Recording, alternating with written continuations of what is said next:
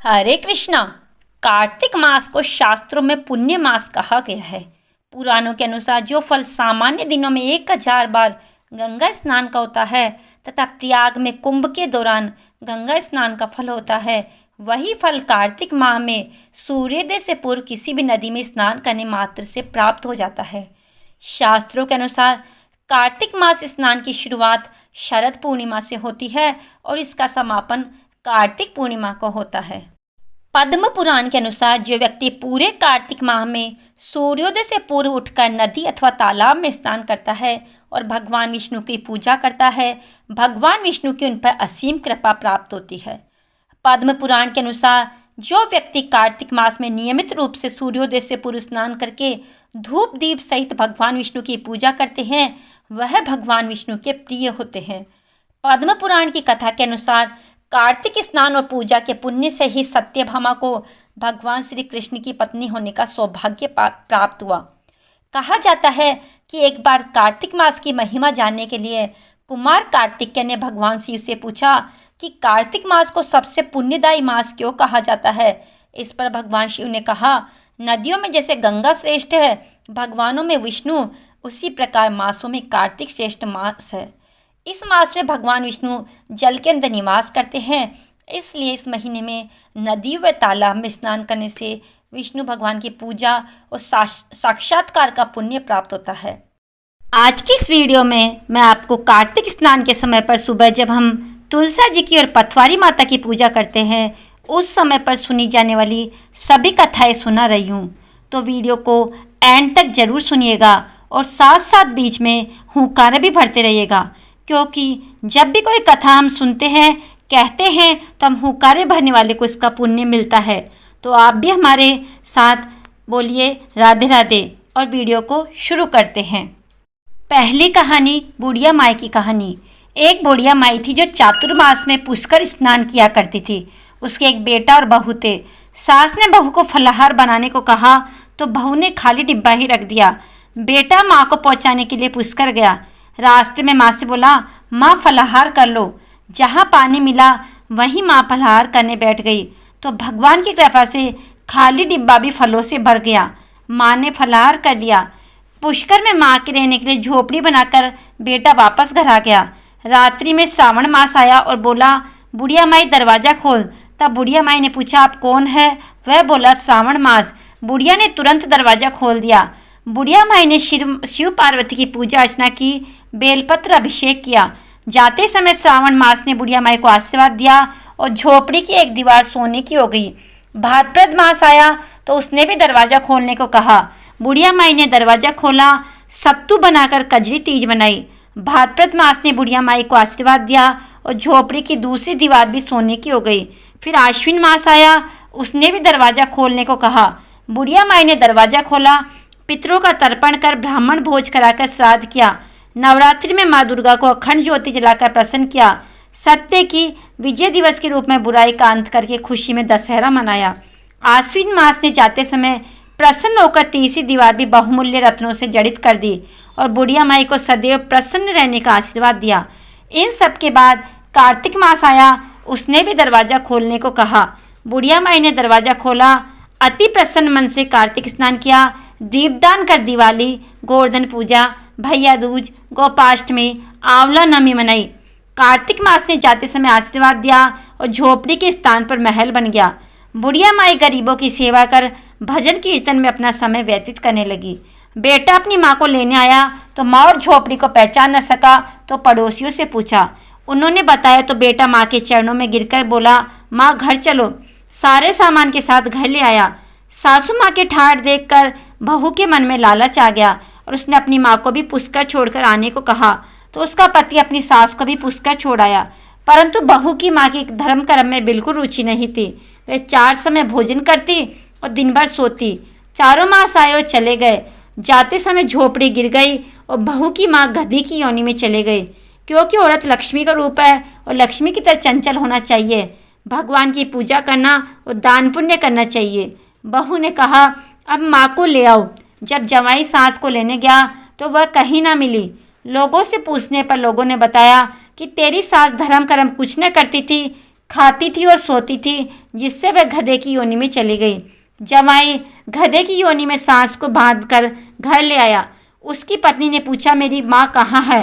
तब पति ने कहा, तेरे लालच की वजह से तेरी माँ गधे की योनि में आ गई है। बड़े बड़े विद्वानों, ब्राह्मण, ऋषि मुनियों से पूछने पर उन्होंने बताया कि तेरी सास के स्नान किए गए पानी से स्नान करने पर उसे मनुष्य योनि मिलेगी। तब बहू ने ऐसा ही किया और उसकी माँ पुनः मनुष्य योनि में आ गई। हे राधा दामोदर भगवान, जैसा बुढ़िया माई को दिया वैसा सबको देना और जैसा बहू की माँ को दिया वैसा किसी को न देना। अब दूसरी है तुलसा माता की कहानी। कार्तिक महीने में एक बुढ़िया माई तुलसी जी को सींचती और कहती, हे तुलसी माता, सत की दाता, मैं तेरा बिरला सींचती हूँ, मुझे पीताम्बर की धोती दे, मीठा मीठा घास दे, बैकुंठा में वास दे, चटक की चाल दे, पटक की मोद दे, चंदन का काट दे, रानी सा राज दे, दाल भात का भोजन दे, 11 की मोद दे, कृष्ण को कान दे। तब तुलसी माता ये सुनकर सूखने लगी तो भगवान ने पूछा कि हे तुलसी, तुम क्यों सूख रही हो? तुलसी माता ने कहा, एक बुढ़िया रोज आती और कहती है, मैं सब बात तो पूरा कर दूंगी, लेकिन आप कृष्ण का कांदा कहाँ से लाऊंगी? तो भगवान बोले, जब वो मरेगी तो मैं अपने आप ही कांदा देने आ जाऊंगा, तो बुढ़िया माई से कह देना। बाद में बुढ़िया माई मर गई। सब लोग आ गए। जब माई को ले जाने लगे तो वह किसी से ना उठी। तब भगवान एक 12 बरस के बालक का रूप धारण करके आए। बालक ने कहा, मैं कान में एक बात कहूँगा तो बुढ़िया माई उठ जाएगी।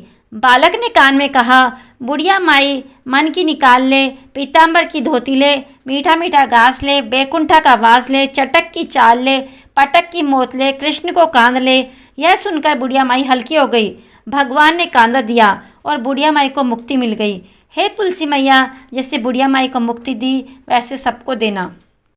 अब है इल्ली घुड़िया की कहानी। एक इल्ली था और एक घुड़ थे। इल्ली बोली, आओ घुड़ कार्तिक स्नान करे। घुड़ बोला, तू ही कार्तिक स्नान कर ले, मैं तो नहीं करूँगा। बाद में इल्ली तो राजा की लड़की के पल्ले में लगकर कार्तिक स्नान करती। घुड़ ने कार्तिक स्नान नहीं किया, दोनों मर गए। बाद में इल्ली के कार्तिक स्नान के पुण्य के कारण राजा के घर जन्म हुआ और घुड़ राजा के घर गधा बन गया। राजा ने बेटी के विवाह का सावा निकाला।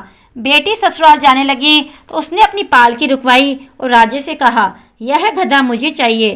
तब राजा ने कहा, यह मत ले, चाहे और धन दौलत ले ले, पर लड़की नहीं मानी, मुझे तो यही चाहिए। गधे को रथ के बांध दिया तो गधा दौड़ने लगा। महल में पहुंचने पर गधे को महल के नीचे बांध दिया। जब लड़की नीचे उतरती तो गधा कहता, मुझे पानी पिला दे। तब लड़की ने कहा, मैंने पहले ही कहा था कार्तिक स्नान कर ले, पर तूने कहा था मैं तो बाजरा खाऊंगा और ठंडा ठंडा पानी पीऊंगा। उनको बातें करते राजा ने सुन लिया। तब राजा ने कहा कि आप मुझे सारी बात बताओ। तब रानी ने राजा को सारी बात बताई कि मैं पिछले जन्म में इल्ली थी और ये घुड़ था। तब मैंने कहा, तू भी कार्तिक नहा ले, पर वह नहीं नहाया। मैं कार्तिक स्नान के पुण्य से राजा के घर पैदा हुई और आपके घर में राजपाट कर रही हूँ। तब राजा ने कहा कि कार्तिक स्नान का इतना पुण्य है तो हम दोनों जोड़े से नहाएंगे। रानी राजा ने अत्यंत प्रसन्न मन से कार्तिक स्नान कर दोनों ने दान पुण्य और दीपदान किया। सारी नगरी में कहलवा दिया कि सब कार्तिक स्नान करके नहाया हुआ पानी घुड़ पर डालेंगे, जिससे घुड़ की मोक्ष हुई। हे कार्तिक भगवान, जैसा सुख इल्ली को दिया वैसा सबको देना। कहता ने सुनता ने हुकारा भरता आपने सारा परिवार को देना। अगली कहानी है पीपल पथवारी की कहानी।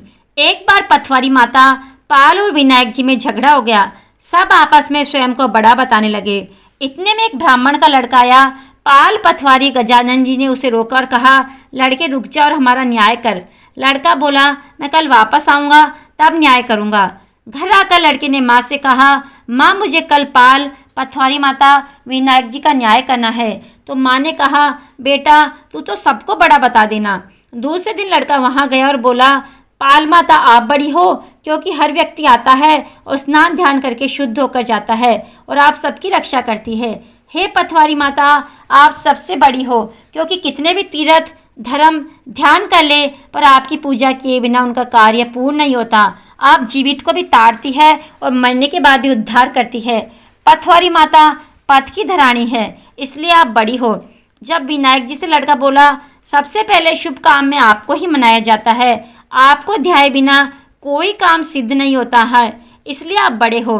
पाल माता पथवारी माता विनायक जी भगवान लड़के की चतुराई से प्रसन्न हो गए और बोले, लड़के तूने तो हमको सबको ही बड़ा कर दिया और उसको सुखी रहने का आशीर्वाद दिया और जौ के दाने उसकी अंगूठी में डाल दिए। लड़का सोचने लगा, ये तो घाटे का सौदा हो गया, सारा दिन खराब करके न्याय किया और इतने से जौ मिले। उदास मन से घर आकर अंगोछा एक कोने में डाल दिया। माँ ने अंगोछा उठाया तो उसमें से हीरे मोती बिखर गए। तो माँ बोली, बेटा न्याय करके क्या लाया है? लड़का बोला, माँ जो कोने में पड़ा है वह देख ले। माँ वहाँ गई तो हीरे मोती का ढेर पड़ा था। हीरे मोती जगमगा रहे थे। माँ अत्यधिक प्रसन्न हो गई। माँ ने बेटे को बुलाया और कहा, बेटा आज तो पाल माता, पथवारी माता, विनायक जी आज तो हम पर प्रसन्न हुए हैं। माँ बेटे बहुत प्रसन्न हुए। हे भगवान, जैसा पाल माता, पथवारी माता, विनायक जी भगवान ने लड़की को दिया वैसा सबको देना। कहानी सुनने, हुकारा भरने वाले सबको सुख समृद्धि धन धान्य देना। राम लक्ष्मण की कहानी। भगवान श्री राम लक्ष्मण और सीता जी पिता दशरथ की आज्ञा से वनवास जाने लगे। रास्ते में सभी तीर्थ गंगा, यमुना, गोमती नदियों में पितृ तर्पण कर वन में कंदमूल फल खाते हुए वन में अपना समय व्यतीत करने लगे। कार्तिक का महीना आया। एकम के दिन लक्ष्मण जी ने राम जी की आज्ञा से फल फूल लाकर माँ सीता को दिए। तब माँ सीता ने 4 पत्तल परोसी। तब लक्ष्मण ने पूछा, भाभी माँ हम तो 3 है, फिर 4 में क्यों परोसा? तब माँ सीता बोली, 1 पत्तल गौ माता की है। राम जी लक्ष्मण जी गौ माता को पत्तल परोस दी। तब राम जी ने पूछा, सीता जी आपने खाना शुरू क्यों नहीं किया? तब सीता माँ बोली, मेरे तो राम कथा सुनने का नियम है, राम कथा सुनने के बाद ही मैं फल ग्रहण करूँगी। तब राम जी बोले, मुझे कथा सुना दो। लक्ष्मण जी बोले, मुझे सुना दो। तब माँ सीता बोली, औरत की बात औरत सुने, आप मेरे पति हो, आप मेरे देवर हो, आपसे कैसे कहूँ? तब लक्ष्मण जी सोचा, इस जंगल में कौन औरत मिलेगी? तब लक्ष्मण जी ने अपनी माया से एक नगरी का निर्माण किया। उस नगरी में सब सुख सुविधाओं से युक्त थी। उस नगरी में सब चीज़ सोने की थी, इसलिए उस नगरी का नाम सोन नगरी रखा। सभी नगर निवासियों को घमंड हो गया कि उस नगरी में कोई गरीब नहीं था। जब सीता जी कुएं पर पानी लेने गई और पनिहारियों ने से राम राम किया तो कोई नहीं बोली। थोड़ी देर में एक छोटी कन्या आई। सीता जी उससे राम राम बोली और कहा, भाई राम कथा सुनेगी क्या? तब वह बोली, मेरे तो घर पर काम है। सीता जी ने कहा, मेरे पति राम और देवर लक्ष्मण भूखे हैं। तब लड़की बोली, मेरी माँ मेरा इंतजार कर रही है। वह लड़की वहाँ से जाने लगी। तब माँ सीता के क्रोध से सारी नगरी साधारण सी हो गई। जब लड़की घर गई तो माँ बोली, बाई ये क्या हुआ? तब लड़की बोली, मेरे को तो पता नहीं, वहाँ पर एक साधु बैठी थी, मुझे राम कथा सुनने के लिए बोली, पर मैं कथा नहीं सुनी। यदि उसने कुछ किया है तो पता नहीं। तब उसकी माँ ने उसको वापस जाकर कथा सुनने को कहा। लड़की ने वापस जाकर कथा सुनने से मना कर दिया। तब उसकी बहू बोली, आपकी आज्ञा हो तो मैं कहानी सुनकर आती हूँ। जब बहू कुएं पर गई और पानी भरे और खाली करे, तब सीता जी ने कहा, आपके घर पर कुछ काम नहीं है क्या? तब वह बोली, माता जी मैं तो सारा काम करके आई हूँ। तब माँ सीता बोली, तूने मुझे माँ कहकर बुलाया है, यदि तुझे समय हो तो मेरी राम कहानी सुन लेगी? तब वह बोली, माता जी कहानी सुनाओ, मैं प्रेम से कहानी सुनूंगी। सीता जी ने राम कथा सुनाई। चंदन चौकी मोतिया हार, राम कथा मारे हिवड़े रो आधार। राम कथा सुनाऊं, राम ने मनाऊं, राम कहे तो प्रदेश में जाऊं। सीता जी ने कहा, हे बाई तूने मेरी मृत्युलोक में मदद करी, भगवान तेरी स्वर्गलोक में रक्षा करेंगे।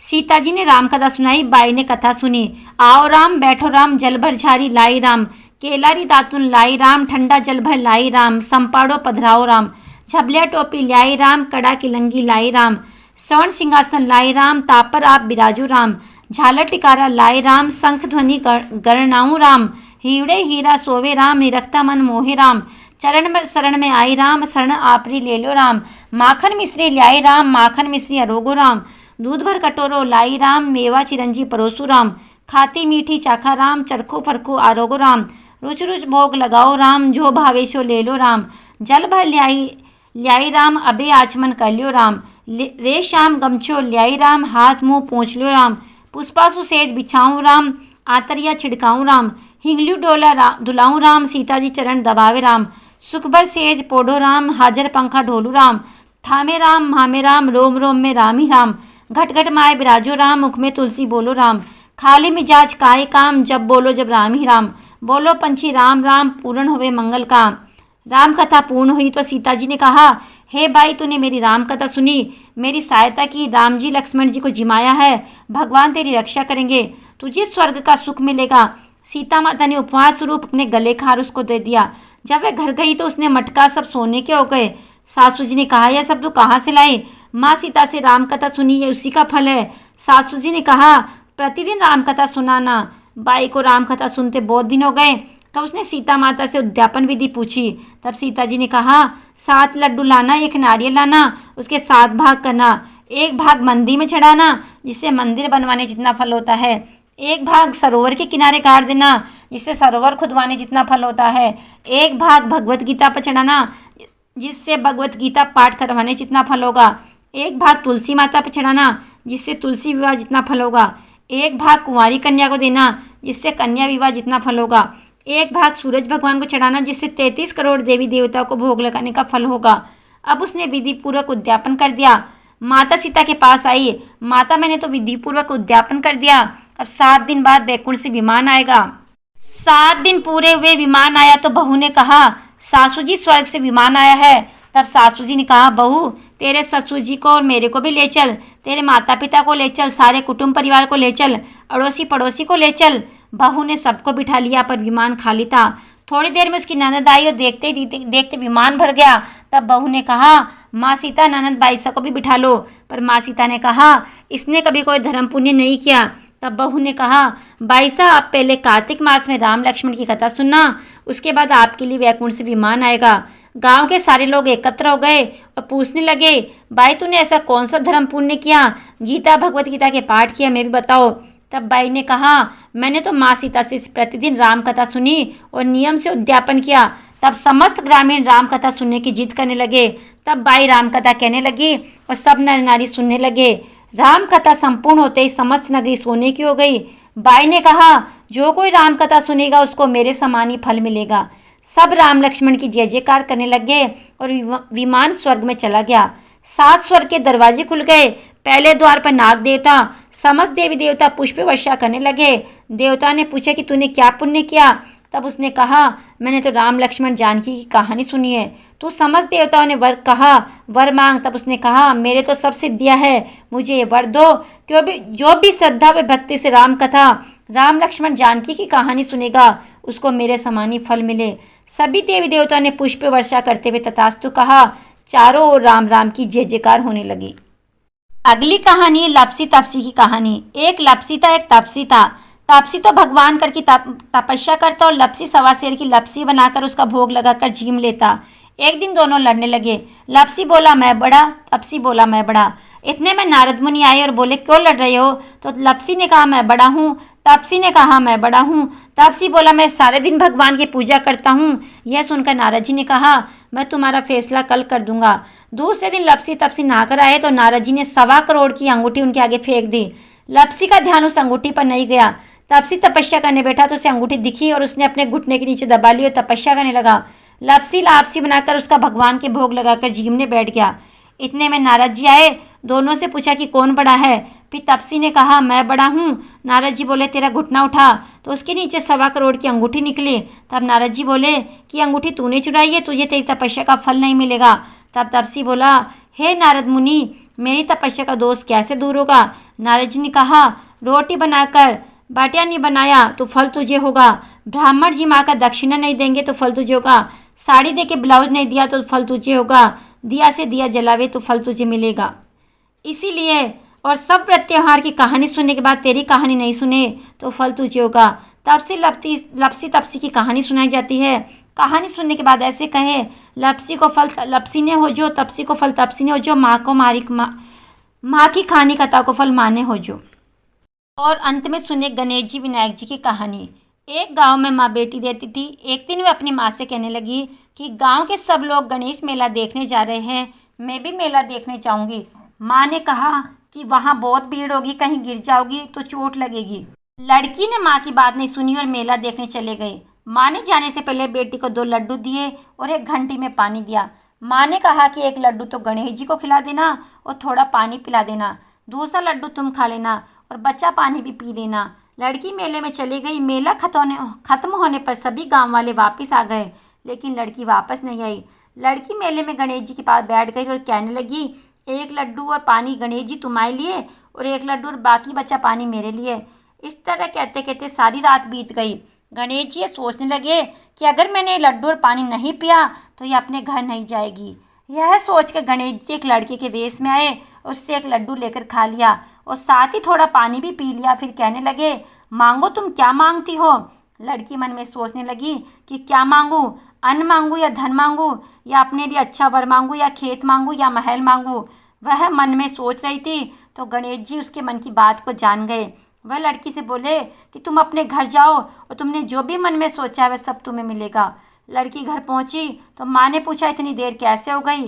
बेटी ने कहा, आपने जैसा कहा था वैसा मैंने किया है। और देखते ही देख जो भी लड़की ने सोचा था वह सब कुछ उसको मिल गया। हे गणेश जी महाराज, जैसा आपने उस लड़की को दिया वैसा सबको देना। कहता न सुनता न हुक्कारा भरता, आपके सारे परिवार को देना। अगर आपको वीडियो पसंद आई तो वीडियो को लाइक अवश्य करें और चैनल को सब्सक्राइब करना ना भूलें और कमेंट बॉक्स में राधे राधे अवश्य लिखें।